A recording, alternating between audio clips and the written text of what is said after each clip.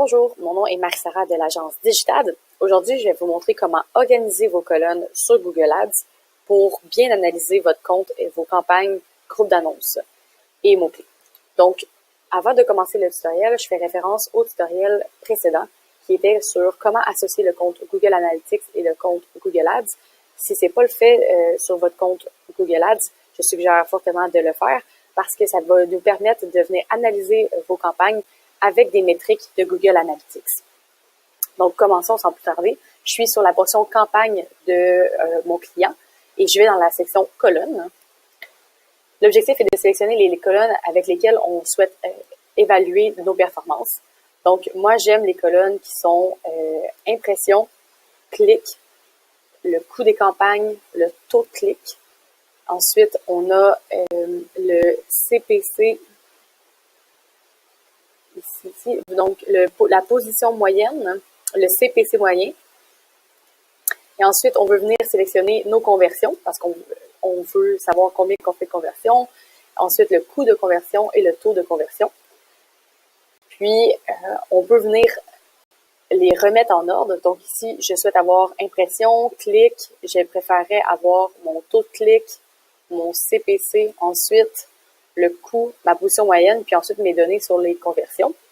Et vous pouvez même enregistrer vos colonnes et l'appeler pour pouvoir les sélectionner d'emblée la prochaine fois. Donc, en enregistrant ça ici, chacune de mes campagnes ont les métriques que je souhaite, avec lesquelles je souhaite analyser mon compte. Ensuite, si vous souhaitez retourner et sélectionner une séquence de colonnes personnalisées, vous les avez ici, donc celle-ci qu'on vient de créer ensemble.